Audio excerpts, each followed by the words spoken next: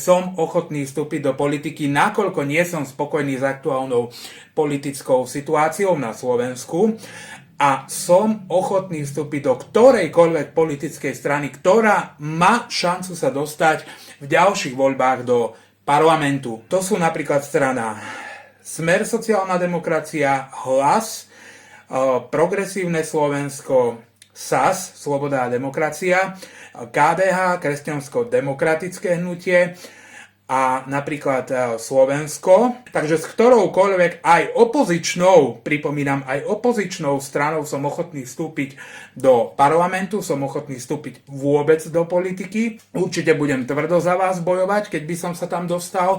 A dar reči mám, samozrejme budem presadzovať aj svoje názory, samozrejme budem aj záujmy tej politickej strany, do ktorej by som sa pridal a do ktorejkoľvek politickej strany, aj opozičnej, ako som menoval všetky politické strany, ktoré majú šancu sa dostať do parlamentu, tak som ochotný tam ísť, som ochotný bojovať, som ochotný naozaj za vás bojovať, takže verím, že dostanem nejakú príležitosť akejkoľvek politickej strany, aj opozičnej, nemám s tým absolútne žiadny problém, pretože som otvorený čomukoľvek. Ten, kto dá mne dôveru, tak mu sľubujem, že budem hájiť jeho záujmy, záujmy jeho politickej strany a budem bojovať v prvom rade za vás a za vaše záujmy. Vidíte, dar reči mám, verím, že sa tam dostanem, verím, že nejaká politická strana by si ma vybrala, že by som sa dostal do parlamentu, mohol bojovať za vás.